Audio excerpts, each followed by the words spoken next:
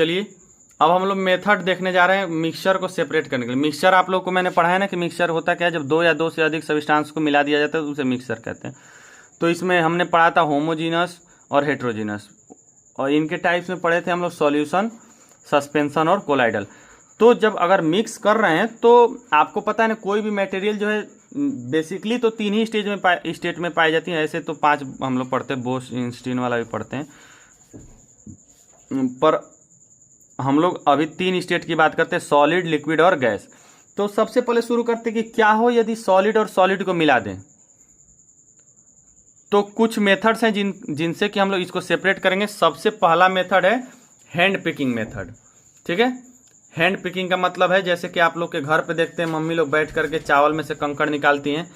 तो इसमें मैटर क्या करता है, तो याद रखिएगा इसका प्रिंसिपल जो काम करता है, तो इसमें जो वेस्ट मटेरियल होता है ना उसकी मात्रा कम होती है। ऐसा नहीं है कि बालू और उसको दोनों को मिला करके लगेंगे लोग बिनने, बालू और चावल मिला दिए और लगे बिनने, तो ऐसा नहीं होता। और इसमें जिस पार्टिकल को हम लोग उसमें से रिमूव करते हैं उसकी साइज थोड़ी सी बड़ी भी होती है। ठीक है, तो मेथड समझ गए। हैंड पिकिंग मतलब हाथ से उठाना। कब उठाएंगे, जब एक जिसको निकालना है उसमें से उसकी जो क्वांटिटी होगी वो कम होनी चाहिए। ठीक है, अगला चलते हैं। अगर एक उसमें से अगर मिक्सचर जो है हमारा उसमें से एक अगर हल्का है और दूसरा भारी है तो हम उसे थ्रेसिंग और विनोइंग से हटाएंगे। ठीक है, थ्रेसिंग में क्या होता है कि हम बड़े बड़े जो स्टॉक होते हैं उसको तोड़ करके भूसा में कन्वर्ट कर देते हैं और उसमें से ग्रेन्स निकाल लेते हैं। ठीक है, और उसके बाद जो स्टॉक जो टूटा रहता है तो हस्क में कन्वर्ट हो जाता है। हस्क मतलब भूसा में एकदम। तो ये भी हल्का होता है, तो इसे विनो करते हैं। विनो मतलब समझते हैं ना, ओसाना होता है। जैसे कि पंखा चला देंगे, पंखा के सामने गिराने लगेंगे तो ये हल्का होता है। जो आपका वो है ना, क्या बोलते हैं, जो उसका हस्क है भूसा, वो हल्का होता है और ग्रेन भारी होता है। इसलिए ग्रेन एक जगह पे गिरेगा और भूसा क्या होगा, उस जगह से दूर जा करके गिरेगा। ठीक है, अब चौथा जो मेथड है सॉलिड को सेपरेट करने का, वो है सीविंग मेथड। सीविंग का मतलब क्या होता है, छननी। ठीक है, ये एक ऐसा मेथड होता है जिसमें कि बड़े जो पार्टिकल होते हैं वो छन्नी के ऊपर ही रह जाते हैं और जो छोटे पार्टिकल्स होते हैं वो नीचे आ जाते हैं। जैसे कि ब्रेन में से फ्लोर को निकालना। ठीक है, सेंड में से ग्रेवल्स को। आप लोग का घर और बनता होता देखते होंगे, बड़ा बड़ा जाली जैसा लगता है जिससे कि बालू को छाना जाता है, जिसमें से कि छोटे छोटे जो मतलब जो बालू होता है वो नीचे गिर जाता है, बड़े बड़े जो पत्थर होते हैं वो ऊपर ही रह जाते हैं। ठीक है, और कैसे सॉलिड मिला सकते हैं, कुछ ऐसे सॉलिड मिला देंगे जिसमें कि मैग्नेटिक कंपोनेंट्स होंगे। तो जो मैग्नेटिक कंपोनेंट्स होंगे तो हम मैग्नेट से उसको सेपरेट कर लेंगे। जैसे उसके अगल बगल मैग्नेट ले जाएंगे और मैग्नेटिक कंपोनेंट उसमें अट्रैक्ट होकर के चला जाएगा और बाकी चीजें नीचे बच जाएंगी। जैसे कि मान लो आयरन का टुकड़ा है, सैंड में से निकालना है, तो हम क्या करेंगे, बस उसके अगल बगल मैग्नेट दौड़ाएंगे, तो जैसे मैग्नेट इधर उधर ले जाएंगे वो आयरन को चिपका लेगा अपने अंदर और सैंड बाहर हो जाएगा। ठीक है, और लास्ट मेथड जो कि सॉलिड को सेपरेट कर सकते हैं, तो ये सब्लिमेशन।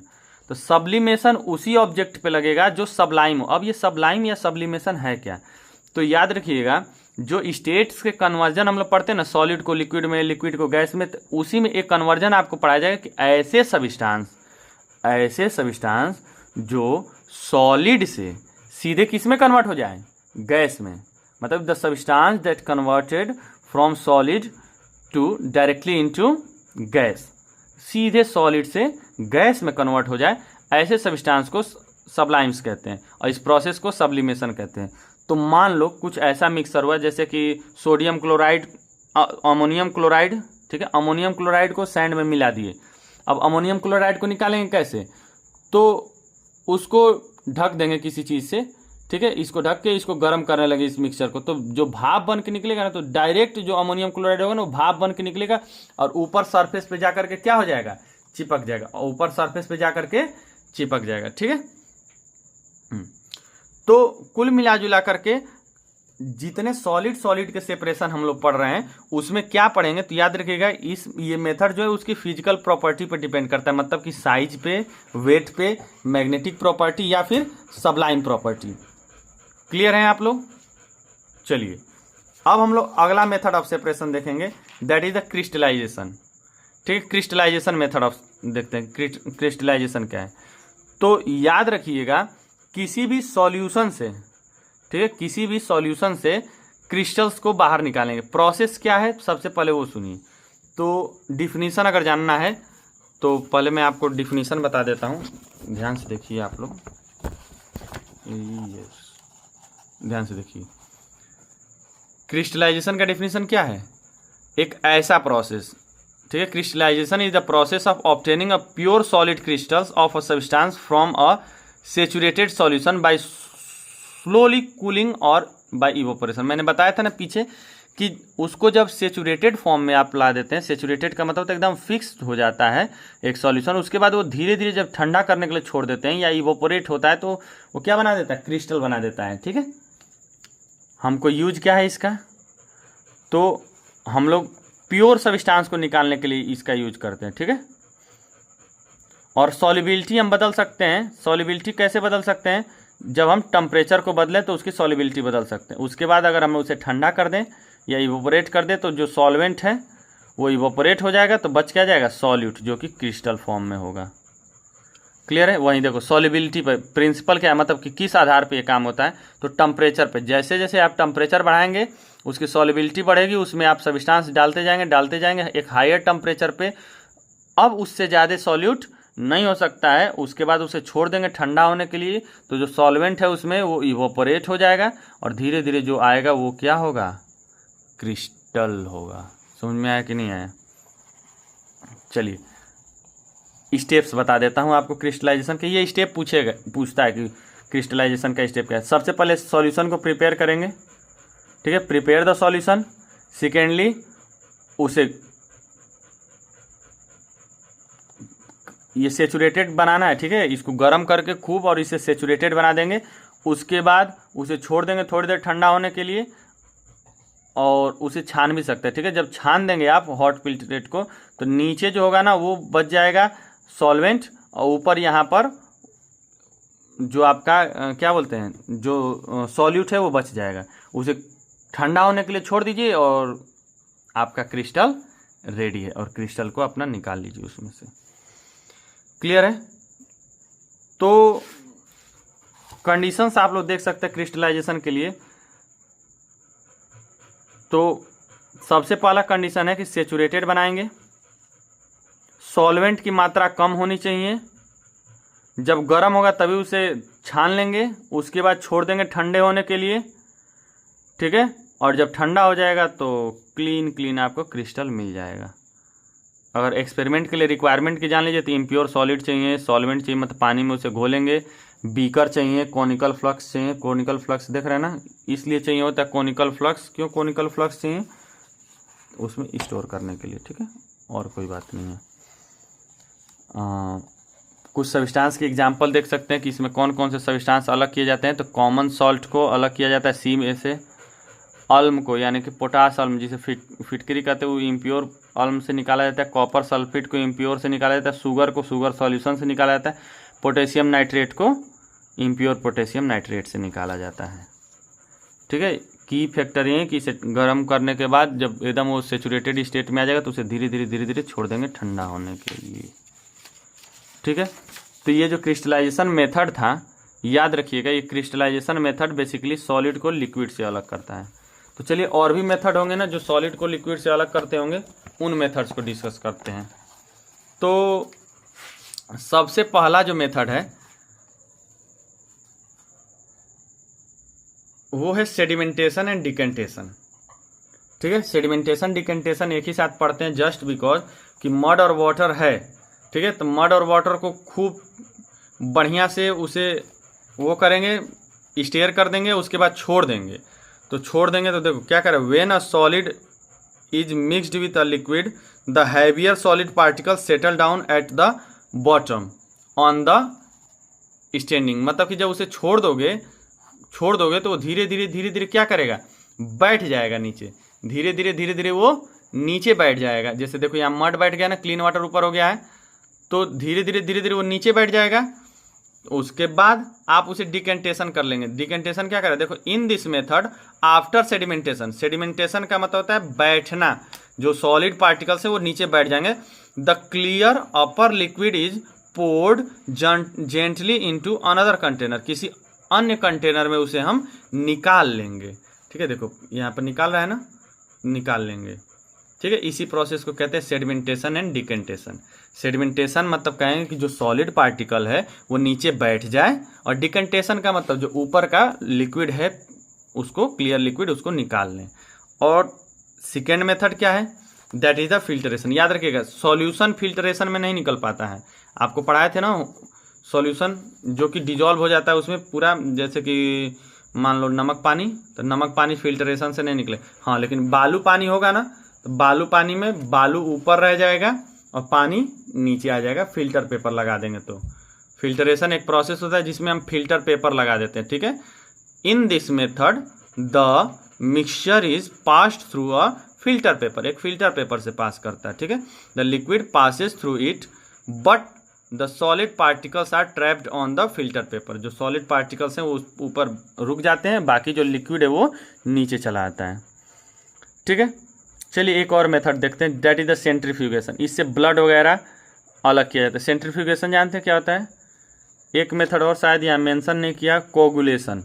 सेंट्रीफ्यूगेशन वो मेथड होता है, उसको जब हाई स्पीड पे रोटेट करते हैं ना, तो जो हैवियर पार्टिकल होता है वो नीचे बैठने लगता है। ये सेंट्रीफ्यूगेशन आप देखे होंगे, मथनी वाला देखें कि नहीं कार्यक्रम, जो घर पे जैसे कि दही वगैरह होता है तो आप लोग देखते हैं ना, जल्दी जल्दी घुमाया जाता है जिससे कि उसमें का जो क्रीम होता है वो मथनी पे चिपकने लगता है, वही सेंट्रीफ्यूगेशन है। ब्लड भी, आपका ब्लड के जितने डिजीज वगैरह हैं सब कुछ यहीं से जाना जाता है। एनसीईआरटी का शुरुआत में ये बोला था कि क्या तुम वंडर्ड हो कि कैसे थोड़े से बूंद खून से पूरी बीमारी बता दी जा रही है, ऐसा कुछ था समथिंग, ठीक है।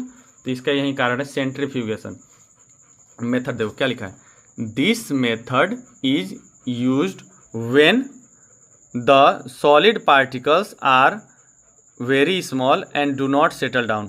जो सॉलिड पार्टिकल बहुत छोटे हों और नीचे बैठ नहीं रहे हों। उसके बाद the mixture is rotated at a high speed. जो मिक्सचर है उसे बहुत तेज स्पीड पे जब आप घुमाएंगे तो जो हैवियर सॉलिड है वो नीचे बैठ जाएगा।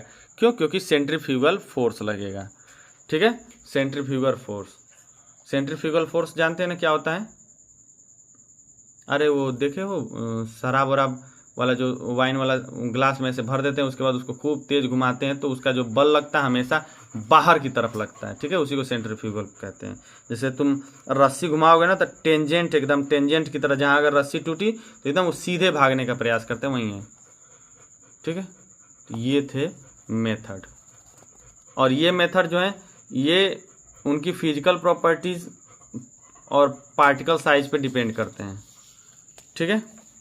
अब हम लोग डिस्कस करने जा रहे हैं लिक्विड को।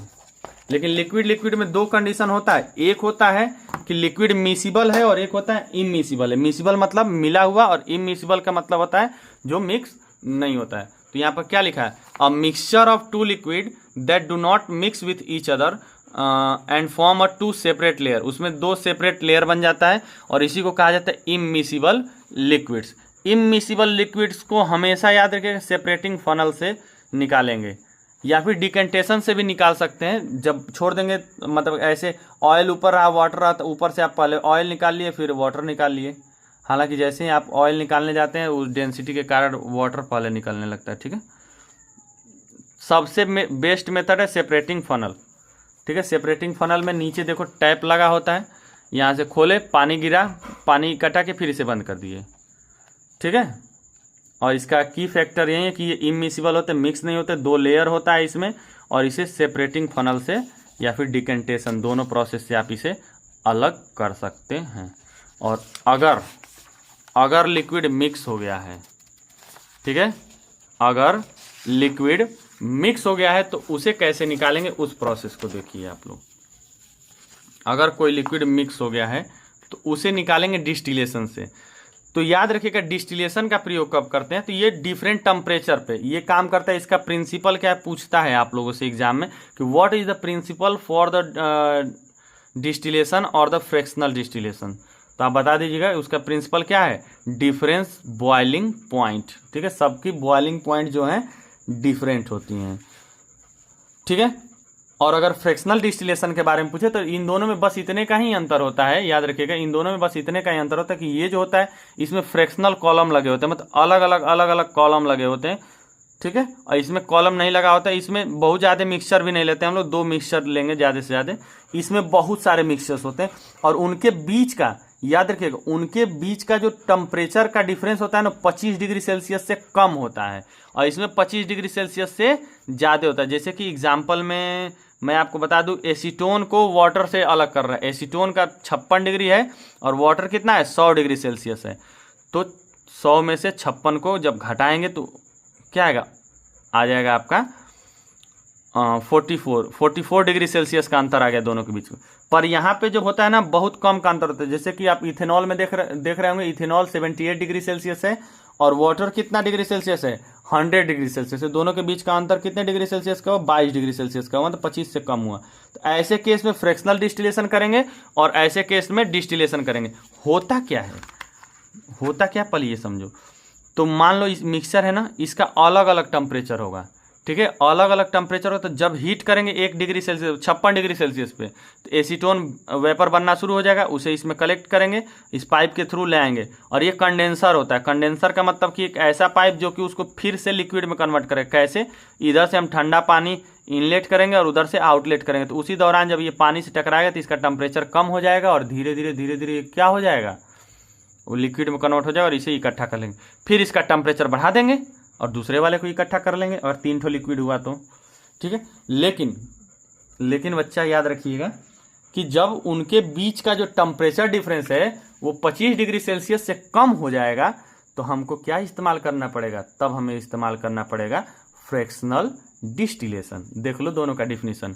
The distillation is the method use to separate a miscible liquid mixture when the difference in their boiling point is large। उनके बीच का जो डिफरेंस है ज़्यादा का होगा। और इसमें क्या होगा, फ्रैक्शनल डिस्टिलेशन तब यूज करेंगे जब मिसिबल लिक्विड के जो बॉइलिंग पॉइंट है क्लोज हो, मतलब कि 25 डिग्री सेल्सियस से कम हो। और इन दोनों का प्रिंसिपल वही है, प्रिंसिपल मतलब कि किस नियम पे, तो बॉइलिंग पॉइंट पे, ये भी बॉइलिंग पॉइंट के डिफरेंस पे। बट इसमें फ्रैक्शनल कॉलम लगाना पड़ता है, क्यों, क्योंकि इनके बॉइलिंग पॉइंट्स का जो डिफरेंस है बहुत कम है। वर्क देखो, मिक्सचर को हीट करेंगे, लिक्विड जो लोअर बॉइलिंग पॉइंट का होगा वो पहले बॉयल करना शुरू हो जाएगा, वेपर में कन्वर्ट होने लगा, उस वेपर को कंडेंसर से पास करेंगे और उसे कलेक्ट कर लेंगे। ऐसा ही लिखा है सेपरेटली, ठीक है। यहाँ पर एग्जांपल दिया है वाटर और सॉल्ट का। यहाँ पे वही काम क्या कह रहा है कि मिक्सचर इज हीटेड, मिक्सचर को गर्म करेंगे, फ्रैक्शनल के थ्रू वेपर मतलब पास करेंगे इनके अलग अलग जगहों से और वहीं रिपीट कंडेंस करेंगे, उसे कंडेंस करेंगे और उसको इकट्ठा कर लेंगे यहाँ पर अलग अलग लेवल पे, ठीक है। लोअर बॉइलिंग पॉइंट वाला सबसे पहले ऊपर चला जाएगा यहाँ पे और जो कम बॉइलिंग पॉइंट वाला होगा वो नीचे रह जाएगा। ऐसे ही सेपरेट कॉलम में उसे स्टोर कर लेंगे, ठीक है। एग्जाम्पल में इथेनॉल और वाटर, ठीक है। पेट्रोलियम भी इसी से सेपरेट होता है, फ्रैक्शनल डिस्टिलेशन से, ठीक है। यहाँ पर उसी का डिफरेंस दिया है, आप लोग देख सकते हैं। बॉइलिंग पॉइंट का डिफरेंस 25 डिग्री सेल्सियस से ज़्यादा होना चाहिए, इसमें कम होना चाहिए। इसमें फ्रैक्शनल कॉलम नहीं होते, इसमें फ्रैक्शनल कॉलम होते हैं, ठीक है। अगर क्लोज एफिशिएंसी की बात करें तो क्लोज बॉइलिंग पॉइंट हुआ तो इसकी एफिशिएंसी कम हो जाएगी, इसकी तो ज़्यादा रहती है। इसका एग्जाम्पल दिया एसीटोन एंड वाटर और इसका दिया है एथेनॉल और वाटर। चलिए एक और सेपरेशन देखते हैं। ये बेसिकली कोलाइड सॉल्यूशन पे आपको देखने को मिलेगा। इसको कहते हैं क्रोमेटोग्राफी। क्रोमा का मतलब ही होता है कलर, ठीक है। ग्राफी का मतलब टू राइट, मतलब कि कलर को जब सेपरेट करते हैं ना तो उसे क्रोमेटोग्राफी मेथड से सेपरेट करते हैं। चलिए ध्यान से देखिए, chromatography is a technique use to separate the compound of a mixture. It is use to separate coloured component of a mixture. मतलब कि क्रोमेटोग्राफी एक ऐसा टेक्निक है जो कि यूज किया जाता है किसी भी कंपोनेंट को सेपरेट करने के लिए, ठीक है। ये ज़्यादातर कलर्ड कंपोनेंट के लिए यूज किया जाता है, ठीक है। इसका प्रिंसिपल क्या है, तो इसमें सॉल्युबिलिटी प्रिंसिपल होती है कि याद रखना, it is based on the fact that the different components of the mixture have the different affinity toward the stationary phase and the mobile phase. Stationary phase, mobile phase, ये क्या चीज़ है बच्चा, तो जो चीज़ मूव नहीं करता उसे स्टेशनरी फेज कहते हैं, जो मूव करता है उसे मोबाइल फेज कहते हैं, ठीक है। तो यहाँ पर देखो स्टेशनरी फेज क्या होता है, पेपर स्टेशनरी फेज हो जाएगा। अब मोबाइल फेज क्या होगा, सॉल्वेंट जो कि मूव करेगा, ठीक है। और सॉल्यूट तो आप लोग को पता है वो चीज़ जिसे सेपरेट करेंगे हम लोग। तो स्टेप्स देखिए क्या क्या स्टेप है। सबसे पहले एक स्मॉल स्पॉट लगाएंगे नीचे, ठीक है। यहाँ पे देखो ओरिजिन पे, क्लियर है, स्टेशनरी फेज जिसको कह रहा है पेपर पे। और उसके बाद lower end of the paper is dipped into a suitable solvent, किसी एक सॉल्वेंट में डिप करेंगे इस सॉल्वेंट पे, और ये सॉल्वेंट ही मूवेबल होगा, मोबाइल फेज होगा, ठीक है। और जिसकी वजह से ये जो सॉल्वेंट है ये ऊपर चलना चलना चलना शुरू हो जाएगा। तो जब अपने साथ जब ऊपर जाने लगेगा ना, जब ट्रेवल अप करेगा, तो इसके जो कंपोनेंट है, ये जो मिक्सचर थे इसके कंपोनेंट डिफरेंट स्पीड से ट्रेवल करेंगे, ठीक है। तो जो ज़्यादा सॉल्युबल होगा, देखो लिखा हो ना, जो ज़्यादा सॉल्युबल होगा वो तेज मूव करेगा, ऊपर जाएगा, और जो कम सॉल्युबल होगा वो नीचे रहेगा, और इसी के बेसिस पे सारे के सारे कंपोनेंट सेपरेट हो जाएंगे। आई थिंक ये क्लियर हो गया होगा आपको। ये इंक वगैरह को सेपरेट करने के लिए वो होता है। हाँ, ये एक याद कर लीजिएगा, अपने कोचिंग के नाम पे ही है, MS ट्वेस्ट, इन्होंने ही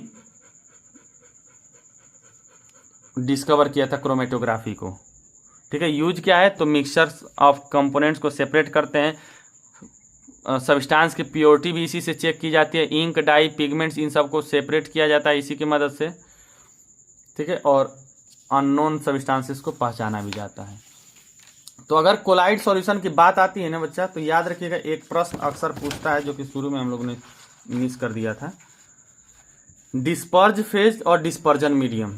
कुछ अंतर नहीं है, डिस्पर्ज फेज वही होता है जो स्मॉलर अमाउंट में यूज होता है, मतलब अगर एक इन शॉर्ट बोले तो डिस्पर्ज फेज बेसिकली हम सॉल्यूट को कहते हैं, ठीक है। The substance that is distributed as a tiny particles in the collider, जिसका मात्रा कम होगा, जैसे कि फैट ड्रॉपलेट, अगर दूध में देखा जाए तो फैट की मात्रा कम होती है, तो फैट क्या है यहाँ पर, डिस्पर्ज फेज है। और डिस्पर्जन मीडियम क्या है, वाटर, यानी कि एक तरह से बोला है तो इन शॉर्ट बोला है तो सॉल्वेंट को डिस्पर्जन मीडियम कहेंगे, लार्ज अमाउंट में मौजूद होता है, ठीक है।